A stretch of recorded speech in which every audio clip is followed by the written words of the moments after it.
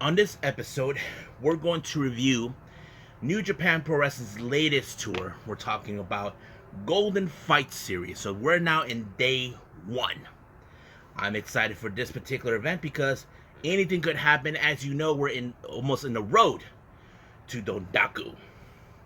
Also, we got 7 matches involved in AEW Dark Elevation, which I'm excited to see what's taking place. We're also going to review the latest past events that took place recently for this month of April. We have, for the first time ever, Melbourne City Wrestling. It's a promotion based out of Australia.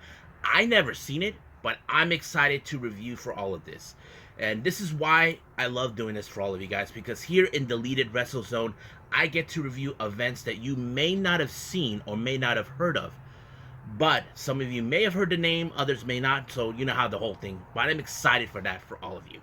And we're also going to review some of the most recent events by All Japan Pro Wrestling.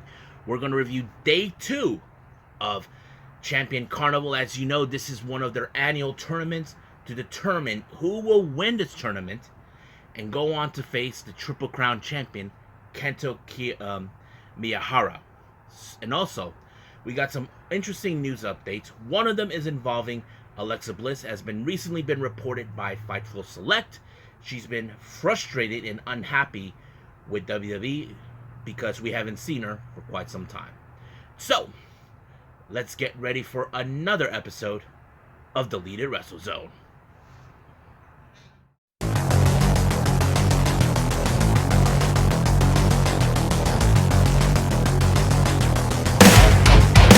Are you ready?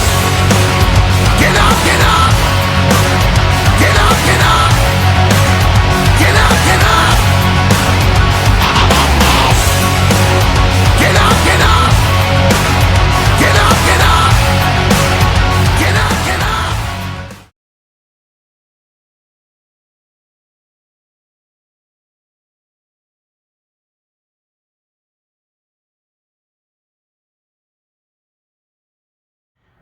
Hey everyone, welcome to Deleted Wrestle Zone. All things that it's pro wrestling with AEW, NXT, New Japan Pro Wrestling, Impact Wrestling, the National Wrestling Alliance, various promotions, wrestlers, matches, and championships. I am your host, J-Rod here. So, let's begin with New Japan Pro Wrestling with their latest events. The latest tour they're in right now, Golden Fight Series. We're in day 1. It happened today on Japanese time. First match we have, of course, as always, the Young Lions take the stage. We have Kota Fujita taking on Ryohei Oiwa. This is, as you know, something that that's not well, we've seen all the time with the Young Lions open up the show.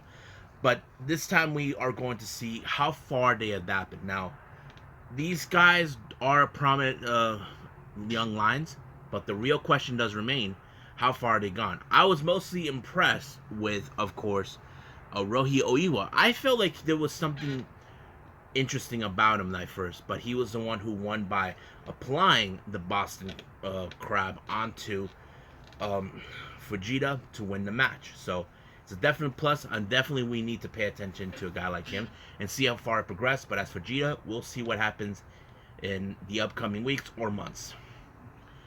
Next match, we got Suzuki-gun members El Desperado and Kanemaru taking on Young Lion, Yuto Nakajima, and Master Wato. Now, as you know, there is no storyline built upon this guy, as you know. Recently, he, with Despi, we know he will be facing Taiji Shimori for the IWGP Junior Heavyweight Championship, but however, he is right now on notice with Akira Francesco, who just made his appearance and not in-ring debut to put the junior heavyweight division on notice. But right now he teams up with his tag team partner Kanemaru. Now, normally in this particular match, when you hear Yuto Nakajima, he seems like the kind of guy who's the weakest link between him and Master Wato. We know Wato is a very strong, capable wrestler, but unfortunately, Yuto Nakajima was the one who suffered painfully after he was submitted by Kanemaru to win the match. Next up, the other members of course, the Suzuki-gun. We got Doiki teaming up with Zack Sabre Jr. to take on Togi Makabe and, of course, Ryusuke Taguchi. Now, keep in mind, there's nothing story built up. I'm sure that we all know Zack Sabre Jr. probably is not in a happy mood, or he is trying desperately to overcome the loss that he had against Okada for the IWGP World Heavyweight Championship. But this time he prevailed by applying the Zack Driver onto Togi Makabe, and of course, it was over right there. Next up, we got Bullet Club, consistent of Geto, Taiji Shimuri, Chase Owens, and Balak Fale to take on Tiger Mask and the members of Chaos, Toru Yano, Yoshihashi, and Hiroki Goto. Now keep in mind, Balak Fale and Chase Owens has issued a challenge against United Empire's Cobb and Khan, but of course Goto wants another opportunity for that, but they're telling them to get back in line. But as you know, as always, Geto was the one who suffered the consequences after he received, as what's his name, Kevin Kelly would say, "Oh, my monitor went out." He got the low blowed by Yano to win the match, and I'm sure Bullet Club are not pleased by his antics, but you know how Yano is. He will win any means as necessary as possible. Next up, we got Yado, the GOD, Tangaloa, and Tama Tonga teaming up with the ace Hiroshi Tanahashi to take on all 4 members of Bullet Club's House of Torture. Now keep in mind, Tama Tonga has targeted Evil as part of his retribution, or should I say his journey against his revenge against the Bullet Club, and Evil is now at the top of the list. If you guys remember, the last time Evil won his match, but he got himself gun stunned by Tama Tonga, and of course Tama gave him a warning. So the real question does remain: how will GOD and Yado coexist with Tanahashi? I have to say, they work pretty well. They kind of adapted, basically, because here's the thing about Tanahashi. If you remember, for years, he has been tormented by the Bullet Club for many times. Amongst them is, of course, Yado, Tonga, and Tama. But Tanahashi was kind enough to put that history to the side and focus. This is now, guys. We need to do this. And I have to say that they're pretty good. Tama and Tonga and Yado managed to separate everyone except for Dick Togo, who suffered the somewhat of a version of the frog splash by Tanahashi to pick up the win. This is now a direct message to Evil that Tama will be coming for him. So the real question is, what exactly does Tama have in store for Evil? Next up, we got LIJ, Bushi, and Shingo Takagi to take on the other members of Suzuki-gun, Taka Michinoku and Taichi. Now, if you recall this, Taichi is now the latest winner of the KOPW provisional trophy that he beat Yano for. Now it appears, which was never shown, it was on the backstage comments that took place after his match, Taichi was confronted by Shingo Takagi. So basically, he has issued a challenge. Now, Taichi, you know how he is. He probably will say he's not worthy in this, but, however, Taka Michinoku suffered the fatal fate of Made in Japan by Shingo, and it was already over right there. This is a clear message to Shingo, to Taichi, that he wants a shot at that. But the real question does remain. What type of stipulation will it be? Well, is yet to determine. I'm kind of excited to see that happening. Now, our main event, we got more of the LIJ members, Hiromu Takahashi and Tetsuya Naito, to take on Chaos's Yo and Okada. Now, keep in mind, there is a bit of the story between Okada and Naito. These guys have been back and forth with each other on many occasions, but this year is no exception. As you know, Okada has one win over Naito. Naito has one win over him. So basically, Okada will not let that stand. He called him out in the recent events that took place, saying that he will put his IWGP World Heavyweight title on the line against him. Now, Naito was a bit more spectacle, but why not?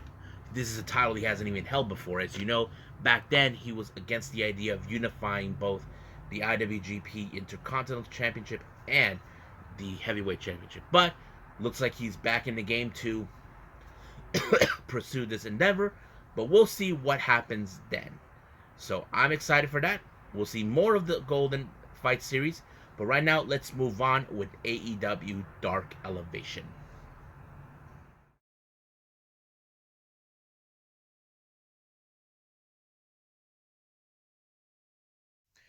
Okay, we got now AEW Dark Elevation. Opening match, Chris Statlander in her new look. As you know, she transitioned from the Alien to this new version. As you know, this new transition happened weeks ago after her loss to Layla Hirsch. Now, her opponent was Ashley DeBroz. Now, Ashley made the biggest mistake by attacking her, but unfortunately, you cannot deny the pound for pound strength of Chris Statlander. As you know, she lifted her up while Ashley's blood is going the opposite down to her head. But in the end, it was the Big Bang Theory that sealed the deal for Chris Statlander.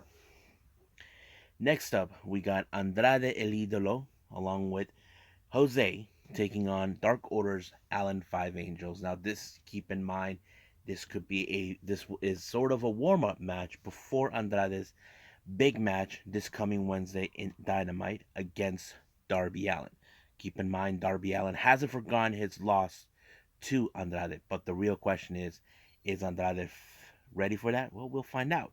But as you can guess, he made mincemeat out of Allen Five Angels in this particular match. So basically, put him in a submission. Allen had no other choice but to surrender, and that was it. Next up, as you know, recently we saw Tony Nese align himself with Mark Sterling. So as you guys remember, he had a gem with Jade Cargill, but now he may have another with Tony Nese.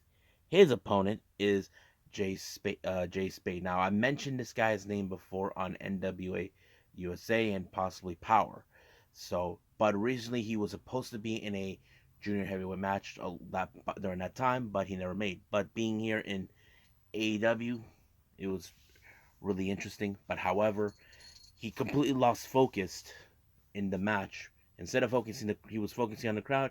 He should have been focused on Tony Nese. But Tony Nese made a good work on him with the running knee and put the seal deal down with the pinfall. 1, 2, 3, it's done. Next up, we got Dark Order, 8-man tag match.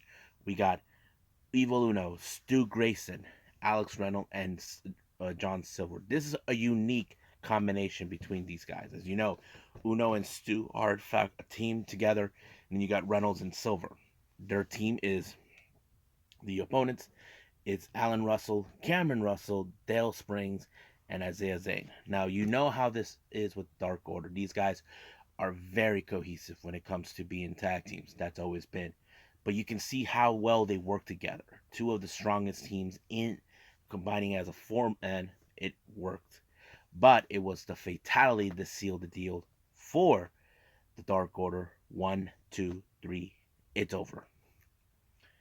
Next up, we got The Factory. Aaron Solo and Nick Comoroto. No QT Marshall. This is a response to what happened this past Saturday. As you know, Roppongi Vice shows up, Trent Beretta, and Rocky Romero. Now, keep in mind, last Saturday, we all saw what happened. QT Marshall gave a low blow to Yuya Uemura, got away with the victory. But you can guess that, this is more of a retribution for what they've done. Rocky has trained with many of the young lions in the past, but I told you before, don't be surprised if these guys show up in AEW. They probably will. Nick QT may think that it's over, but it's not. But unfortunately, he had to leave both Nick and Camarado and Solo to do things on their own. But unfortunately, it did not do any good for them until Trent Beretta picked up the victory, and boom, it was over from there. Next up, we got a very interesting trios women's match. We have Rochelle Rose, the Queen, teaming up with, of course, the actual Queen, Emi Sakura, and the Bunny. Now, the reason she didn't dress up as a queen is because you got to remember, there's only one queen in AEW, and that's going to be Emi Sakura. But their opponents is the much interesting team that I've ever seen. We have Anna Jay, Hikaru Shida, and Ruby Soho teaming up. Now, this is a good combination. Keep in mind, Hikaru Shida is a former AEW Women's Champion. You look at Ruby Soho, she is a well-renowned wrestler in the independents and with WWE. But Anna Jay is one of the rising stars now under the tutelage of Ruby Soho. That kind of fits. But keep in mind, we have Emi Sakura and Hikaru Shida butting heads. These two, as you know, if you guys remember too well, Emi Sakura trained Hikaru Shida, so she already made champions. That's two of them in AEW, Riho and Hikaru Shida. But it was the submission by Hikaru Shida onto Rochelle Rose that sealed the deal when she had like something like what Desperado does, dos, and it kind of put that to seal the deal to win them a perfect match. Now our main event, this one is a very hype one, eight man tag match. We have Private Party, Isaiah Cassidy and Mark Quinn teaming up with Angelico, who has come back in the ring after being out of action for 5 months, and The Blade, taking on a pair of brothers. We got Top Flight, Dante and Darius Martin, and the Hardy Boys. Yes, the Hardys are teaming up. I have to say is pretty good, and I have to say I like the combination with Top Flight and Hardys. You look at the generational wrestlers of tag teams of brothers, like we've seen brothers work together like this, and I mean you look at the Young Bucks. It's one for example, and these guys are no exception like that. So that kind of tells us a pretty good scenario, and I think it was pretty well. But it was Jeff Hardy who put the Swanton Bomb onto Angelico to seal the deal and win the match. So it was a pretty good event. I enjoyed it.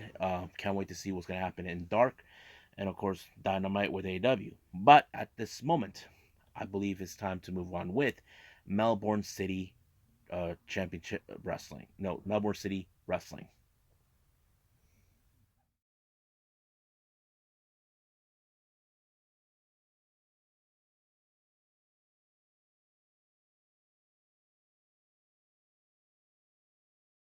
Ready then. So, we got Melbourne City Wrestling. Now, this is a promotion I never seen. I heard the name, but never seen it.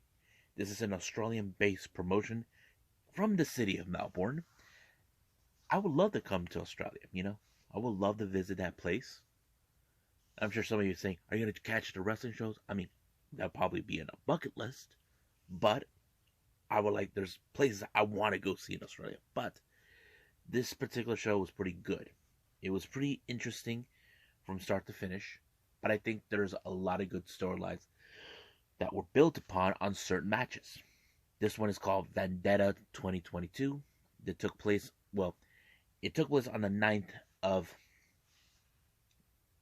April, but it was broadcast on the 15th. So basically, it was already taped. I'm assuming they must have put it on their website. I'm not 100% sure on that. But it opened up with the MCW tag team titles between the Velocities, consistent of Paris da Silva and Jude London, to take on the Natural Classics. Now, I talked about these guys before in one of the previous events. I think it was in the Memorial Super Show that took place during WrestleMania week. Now, the story behind this match, the Natural Classics are the most dominant tag team. However, there's a bigger threat to them, and that is, of course, the Bastard Brothers, a team that they're avoiding, but they're asking for a much better team. They felt like even as the tag champions are not being disrespected, But the match was pretty good. It was more like, okay, the Natural Classic are trying to prove that they are the most dominant faction, that no one can ever outbeat them. But the only mistake they ever made was, in fact, was trying to believe that the Velocities were, in fact, an easy team to beat. And unfortunately, it did not. They went a lot longer than they anticipated. They did not.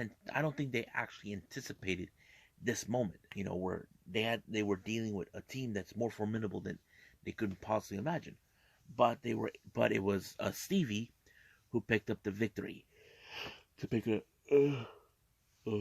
Stevie Philippe of the Natural Classics was able to pick up the victory. And I thought okay. Now they realize they screwed up. They should have known better not to underestimate the Velocities, but sooner or later they will have to come across the Bastard Brothers. Now, a little promo took place after this match. It was, in fact, the MCW World Heavyweight Champion, Mitch Waterman. Apparently, he was injured in the process, but he said he will be returning the following one, which I'm sure many fans will be happy. So I thought it was interesting for him to give an update what's going on. But yeah.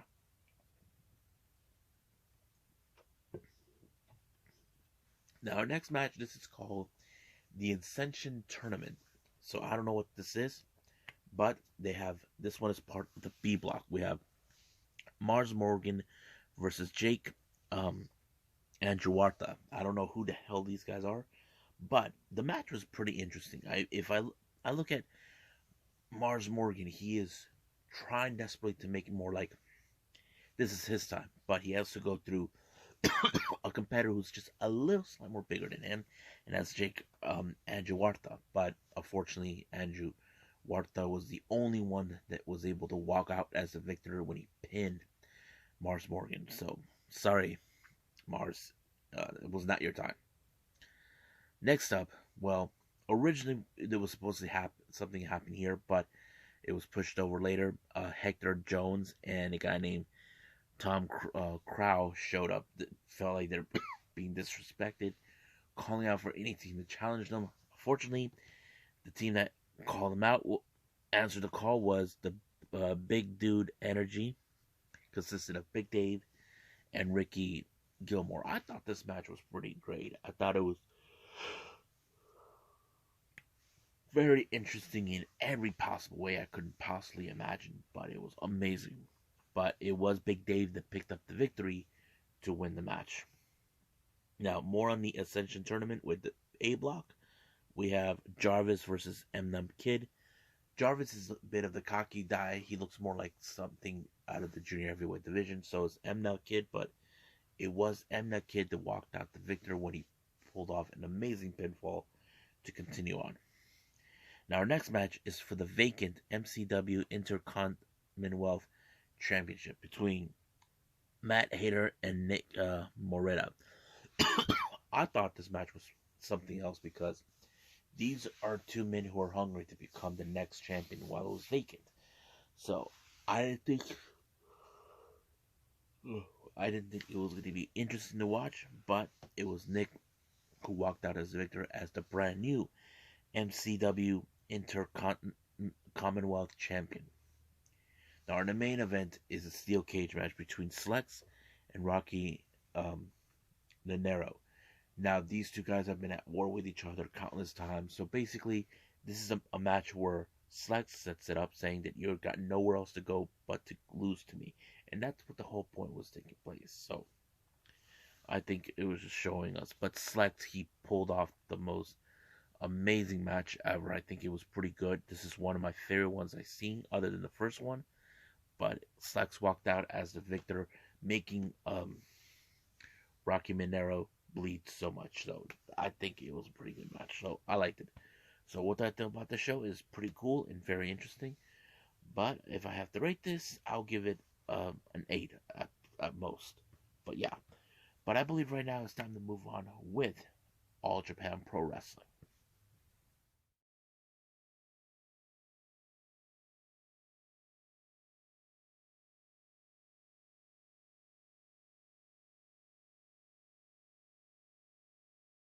Okay, the last thing we're going to review is All Japan Pro Wrestling with Day 2 of Champion Carnival. This is their annual tournament to determine on.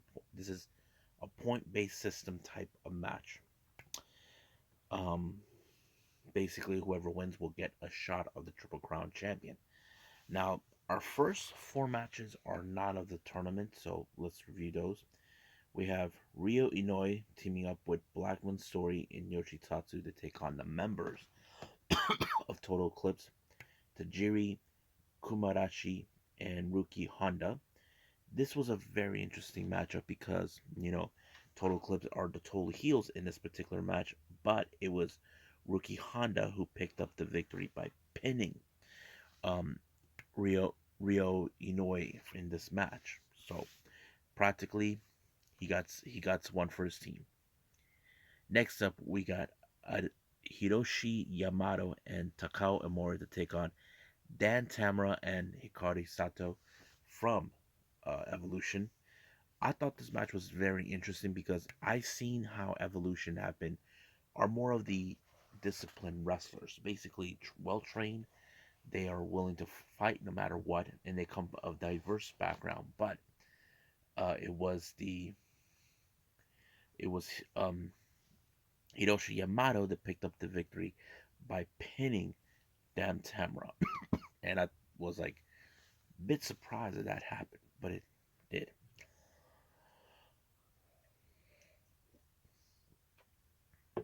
Now, our next match, I have to say this was a very interesting one. We have Raicho and Suki. Now, I'm familiarized with Suki. If I look at Raicho, has a similar mask to Suki. But anyway, their opponents are Izanagi and Shigehiro Iri of Purple Haze. I thought this match was also another interesting because there are a lot of bit of the junior heavyweight type of competitors style in this with Raicho and Sugi. But you look at Izanagi, he is a junior heavyweight competitor. But somehow they were able to overcome Shigehiro, who is a much of a bigger powerhouse. Now you can say they must have used their strength, but unfortunately it was Raicho who picked up the victory for his team when he pinned Izanagi. Now our next match, we got Shotaro Ishino teaming up with Hideki Sekine to take on the other members of Total Eclipse. We have Hokuto Omori and of course the leader himself, Jake Lee. Now, in this type of matchup, you can guess anything could possibly happen, but it was Ashino who put Omori in a leg lock, forcing him to tap out. So basically, it gave him another edge, but we'll see what happens then. Now, our next match is from the A block of the Champion Carnival. We have T-Hawk versus Shugi Ishikawa. This was a good challenge for T-Hawk. I know T-Hawk has faced bigger competitors in his past, but he was somehow no match for Shugi, who is a very powerful dude, and that's how it was. But he pinned him 1, 2, 3. It was over. Next up, we got the B block. We have Takuya Nomura taking on Yuma Aoki. I was impressed with this match because Yuma is a very how to say this uprising star even under the tutelage of Kento Miyahara, but he was able to hold his own until all of a sudden Nomura picked up the victory to win the match. Now, this next match, our main event, was a slobber knocker. These two guys are familiarized with each other. We got Kento Miyahara taking on Suwama. Now, these two guys have fought before. Last time, the one time, if you guys know this, Kento Kihara was the champion. I think it was last year or 2 years ago, until he lost the title to Suwama, giving him the edge. So Suwama had the title, but of course, he had to relinquish. But seeing these two face off, it's more like a determination who was going to walk out. And it turned out it was, of course, ended up in a time limit draw. Each of them gained 1 point each. So I thought it was surprisingly, but we'll see where they're going to go with this. So I think that's pretty much it. So let's move on with some news updates.